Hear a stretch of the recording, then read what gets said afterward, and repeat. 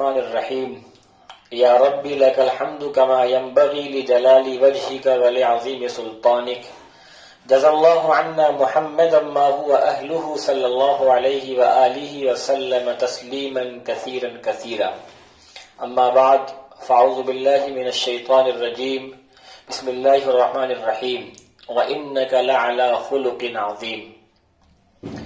عزیزان ملت اسلامیہ، اللہ تبارک و تعالی نے قرآن مقدس میں اپنے محبوب رسول، اپنے چہیتے رسول، اپنے لاڈلے رسول کے اخلاق کی تعریف کرتے ہوئے فرمایا ہے وَإِنَّكَ لَعَلَى خُلُقٍ عَظِيمٍ، کہ یقیناً آپ اخلاق کے بلند مقام پر فائز ہیں۔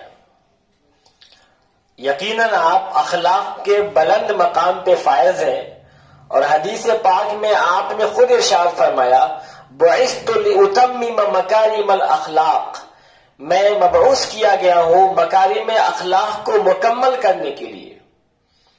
عزیزان ملت اسلامیہ، اگر ہم اللہ کے رسول صلی اللہ علیہ وآلہ وسلم کی زندگی کا مطالعہ کریں، آپ کے اخلاق و عادات کا مطالعہ کریں، تو معلوم ہوگا کہ آپ نے 23 سال کے عرصے میں وہ انقلاب برپا کیا ہے کہ دنیا کی کوئی بھی ہستی اس سے پہلے وہ کام نہ کر سکی ہے اور نہ قیامت تک کر سکے گی۔ آپ نے وہ اخلاق پیش کیا ہے جو ہر زمانے میں، ہر دور میں لوگوں کے لیے آئیڈیل ہے، مثالی ہے، رہنما ہے، آدرش ہے، نمونہ ہے۔ اور اسی لیے قرآن مقدس نے فرمایا لَقَدْ كَانَ لَكُمْ فِي رَسُولِ اللَّهِ أُسْوَةٌ حَسَنَةٌ، کہ تمہارے لیے اللہ کے رسول کے اندر بہترین اسوہ ہے۔ حضرت زید بن ثانہ یہودیوں کے ایک عالم تھے۔ ان کا بیان ہے کہ میں اللہ کے رسول کے پاس جایا کرتا تھا۔ ایک دن میں اللہ کے رسول کے پاس گیا ہوا تھا اور آپ کے ساتھ حضرت علی بھی تھے۔ اسی دوران ایک بدو آتا ہے اور آ کے کہتا ہے یا رسول اللہ، میرے قبیلے کے لوگ اسلام قبول کیے تھے اور میں نے ان سے کہا تھا کہ اسلام قبول کر لو گے تو اللہ تمہارے حالات کو اچھا کر دے گا، لیکن اب حالات یہ ہیں کہ قحط پڑا ہوا، لوگ پریشان ہیں، اس لیے ان کی آپ مدد فرمائیے۔ تو آپ نے فرمایا کہ میرے پاس تو کچھ نہیں ہے۔ آپ تصور کریں، دونوں جہاں کے سردار اور ہاتھ خالی ہے۔ آپ نے علی کی طرف دیکھا تو حضرت علی نے فرمایا کہ یا رسول اللہ میرے پاس کچھ نہیں ہے۔ پھر زید بن ثانہ بول پڑے کہ محمد، اگر آپ کہیں تو میں آپ کو رقم دے دیتا ہوں، میں آپ کو پیسے دے دیتا ہوں، پھر جب کھجور پیدا ہو تو مجھے فلاں آدمی کی کھجور سے اتنی کھجور دے دیجیے گا۔ تو آپ نے کہا نہیں، کسی کی کھجور فکس نہ کرو، میں کسی کی بھی کھجور سے تم کو اتنی کھجور دے دوں گا۔ تو زید بن ثانہ نے، جو یہودیوں کے عالم تھے، آپ کو 80 مسقال لا کر کے سونا دیا، 80 مسقال سونا لا کے دیا، جس کو آپ نے اس دیہاتی کو دے دیا، اس بدو کو دے دیا، اور وہ لے کے چلا گیا اپنی قوم میں تقسیم کرنے کے لیے۔ اس کے بعد جب کھجور کے پکنے کا ٹائم آ گیا اور جو وعدے کا وقت مقرر تھا جب آپ کو قرض واپس کرنا تھا، اس سے 2-3 دن پہلے زید بن ثانہ کہتے ہیں کہ آپ صلی اللہ علیہ وسلم ایک جنازے میں تھے اور آپ کے ساتھ صدیق اکبر رضی اللہ عنہ بھی تھے، عمر فاروق اعظم بھی تھے، عثمان غنی بھی تھے، اور 200 صحابہ آپ کے ساتھ تھے۔ زید بن ثانہ آپ کے پاس آتے ہیں اور آپ کے کپڑے کو پکڑ کے کھینچتے ہیں اور کہتے ہیں محمد، میرا آپ حق ادا کیجئے، میرا قرضہ واپس کیجئے۔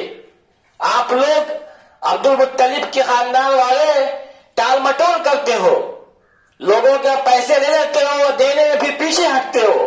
نہایت گستاخانہ انداز میں اللہ کے رسول سے مخاطب ہوئے۔ حضرت عمر رضی اللہ عنہ گھور کے دیکھنے لگے اور کہنے لگے اے دشمن خدا تم کیا کر رہے ہو؟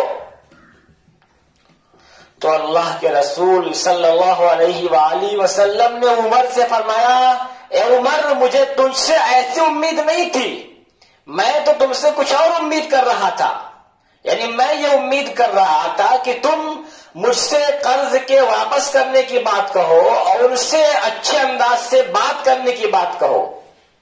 پھر آپ نے حضرت عمر سے ہی فرمایا کہ جاؤ اور ان کو اتنی کھجور دے دو، جو بات طے ہوئی تھی اتنی مقدار میں ان کو کھجور دے دو۔ پھر آپ نے فرمایا کہ عمر ان کو 20 سا کھجور اور دینا۔ حضرت عمر ان کو لے کے گئے اور جو متعین کھجور کی وہ تھی مقدار، وہ کھجور ان کو دے دیا۔ اس کے بعد 20 سا کھجور اور دیا۔ 20 سا تقریباً 60-62 کلو کے آس پاس کی مقدار بنتی ہے۔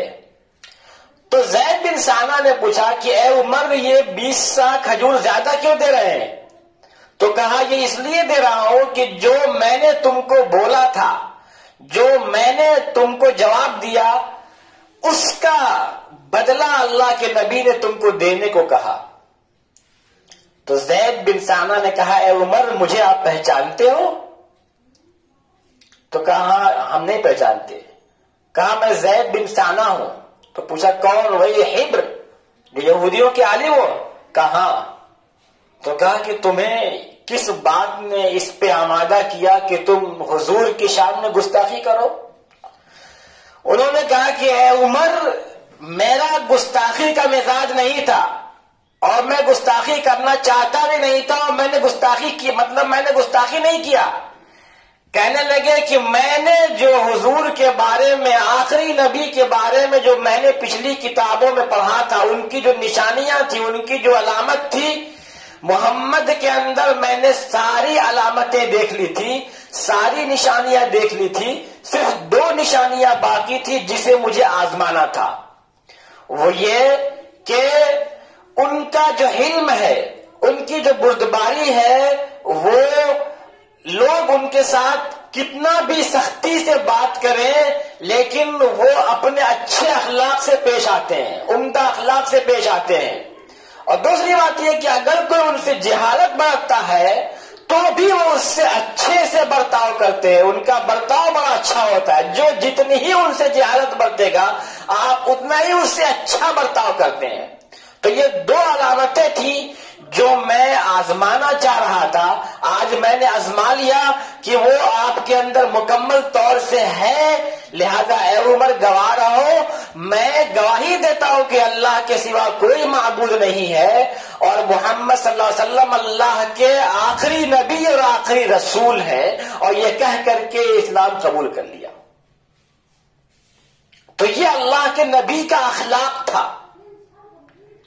اور اب آگے دیکھیں، اگر فتح مکہ میں آپ دیکھیں، جب مکہ فتح ہوا اور آپ نے عثمان بن طلحہ سے خانہ کعبہ کی چابی مانگی، اس سے پہلے جب آپ مدینے نہیں گئے تھے، مکے میں تھے، مدینے جانے سے پہلے آپ نے عثمان بن طلحہ سے کہا تھا کہ عثمان خانہ کعبہ کی چابی دو، تو انہوں نے چابی دینے سے نہ صرف ایک انکار کیا تھا بلکہ حضور کو برا بھلا بھی کہا تھا اور آپ کے ساتھ برائی سے پیش آئے تھے۔ آپ نے فرمایا تھا کہ عثمان بن طلحہ ایک وقت آئے گا کہ میں اس چابی کا مالک ہوں گا اور میں جس کو چاہوں گا یہ چابی دوں گا، میرے اختیار میں ہوگا۔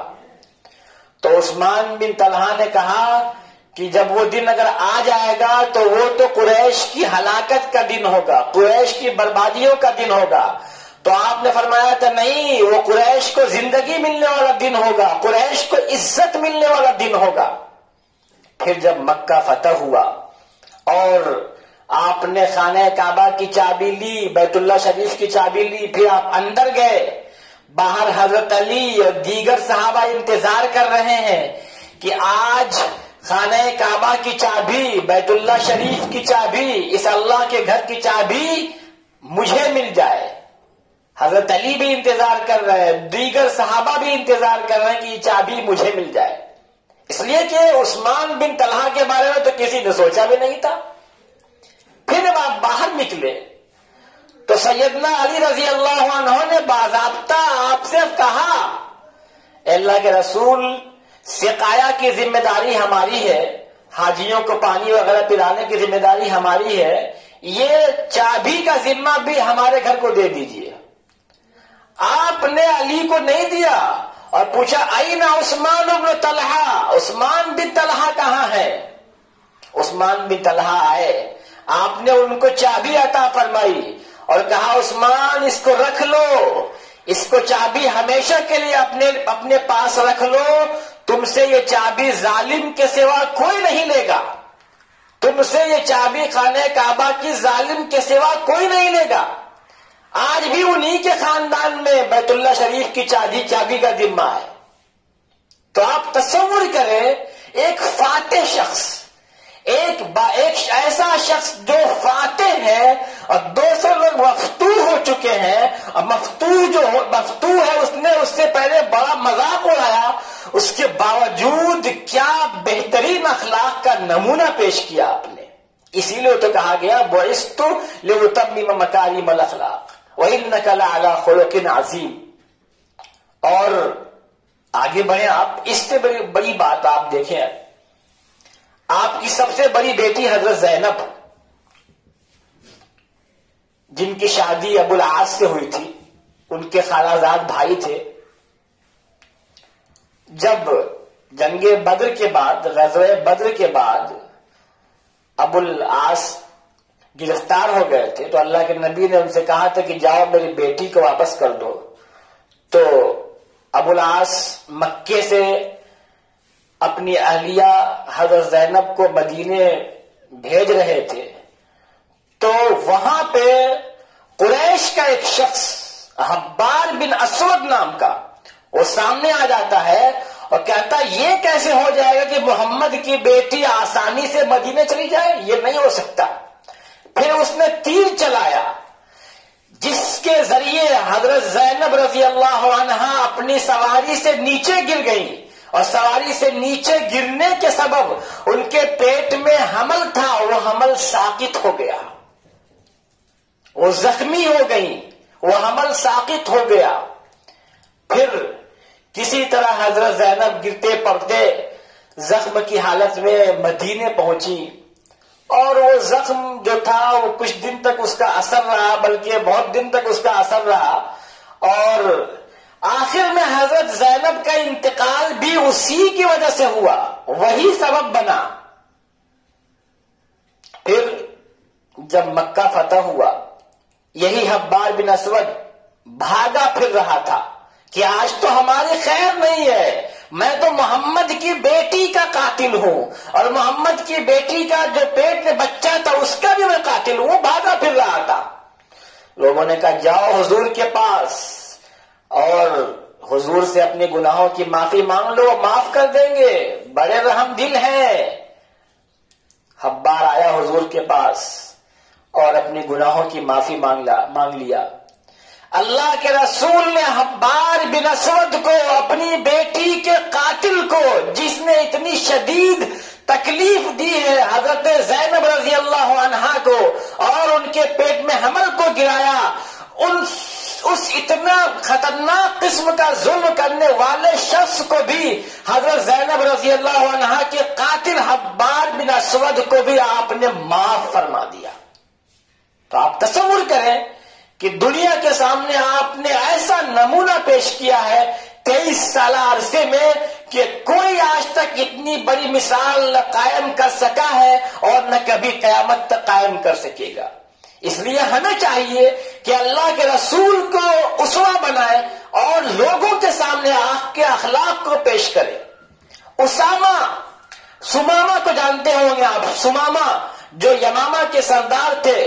سمامہ جب اسلام قبول کر لیے، سمامہ کے اسلام قبول کرنے کے بعد جب وہ قریش میں آتے ہیں، جب وہ قریش میں آئے اور آ کر کے دیکھا انہوں نے قریش کے لوگوں کو، تو قریش کے لوگوں نے کہا سمامہ سے، سبوتا، کیا تم بے دین ہو گئے ہو؟ تو کہا نہیں، میں بے دین نہیں بلکہ میں نے اسلام قبول کر لیا ہے۔ لیکن سنو اے قریش کے لوگوں، اے مکے کے لوگوں، سنو، اب تم کو گیہوں کا ایک دانہ بھی یمامہ سے نہیں آئے گا۔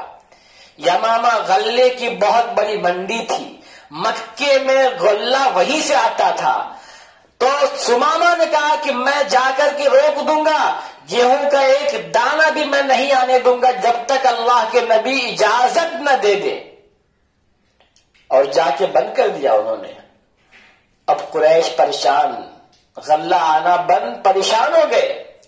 مجبور ہو کے قریش نے اللہ کے رسول صلی اللہ علیہ وسلم کو خط لکھا، اس میں رشتہ داری کا واسطہ دیا کہ محمد آپ ہمارے رشتہ دار ہیں، آپ قریبی ہیں، آپ ہمارے عزیز ہیں، آپ سمامہ کو کہیں کہ غلہ نہ روکیں، غلہ مکے میں آنے دیں۔ تو آپ نے سمامہ کو کہلوایا کہ سمامہ غلے کی اجازت دے دو۔ جب آپ نے اجازت دیا پھر سمامہ نے مکے والوں کو غلہ بھیجنا شروع کیا۔ آپ تصور کریں کون ہے مکے کے لوگ؟ یہ وہی مکے کے لوگ ہیں جنہوں نے اونٹوں کی اوجھڑیاں آپ کے اوپر ڈالی، جنہوں نے آپ کو ستایا، آپ کے ساتھیوں کو ستایا، اتنا ستایا کہ مکے سے ہجرت کر کے آپ کو مدینے جانے پہ مجبور ہونا پڑا، اور ایسے ایسے لوگوں پہ بھی آپ رحم فرما رہے ہیں۔ تصور کیجئے، اسی لیے تو کہا گیا وَإِنَّكَ لَعَلَىٰ خُلُقٍ عَظِيمٍ، یقیناً آپ اخلاق کے بلند مقام پہ فائز ہیں۔ اور فرمایا آپ نے بُعِثْتُ لِأُتَمِّمَ مَكَارِمَ الْأَخْلَاقِ، کہ میں مکارم اخلاق کو مکمل کرنے کے لیے آیا ہوں۔ لہذا ہم سب کو چاہیے کہ ہم آپ کی سنت پہ اپنے آپ کو ڈالیں، اور جتنا بھی ہو سکے آپ کی تعلیمات کو دوسروں تک پہنچانے کی کوشش کریں، خاص کر کے آپ کے جو اخلاق ہیں ان کو دوسروں تک پہنچانے کی کوشش کریں۔ اللہ تعالی ہم سب کو صحیح باتوں پہ عمل کرنے کی توفیق عطا فرمائے۔ وآخر دعوانا ان الحمد للہ رب العالمین۔